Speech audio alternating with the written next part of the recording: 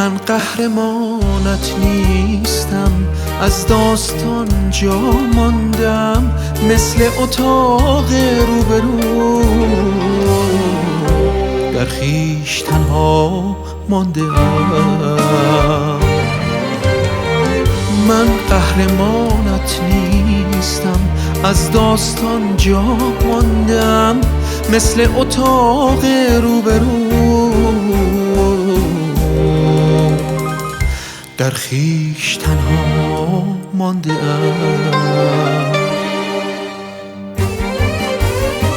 گاهی درخت بی ثمر انجیر میبندد به خود، شیری که پوشالی شده زنجیر میبندد به خود.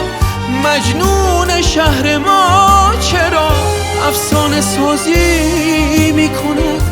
عشق است لیلا خواهیش یا نقش بازی میکند؟ ای شهر با ساز غزل آوازی از باران بخون، سمت شلوغ شب نرو، از خلوت یاران بخوان. بشکن نقابت را ببین تا بیکران پل میزنم، رو راست مثل آینه در چشم خود ظلم میزنم.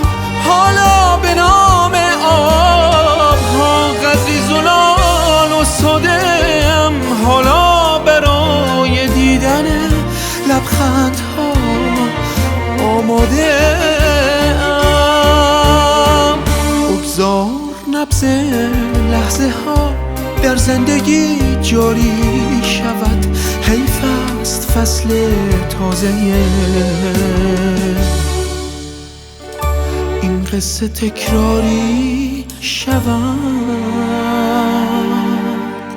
بین تو کوچه خودم گاهی مردد می شوم، در سایه سار بی کسی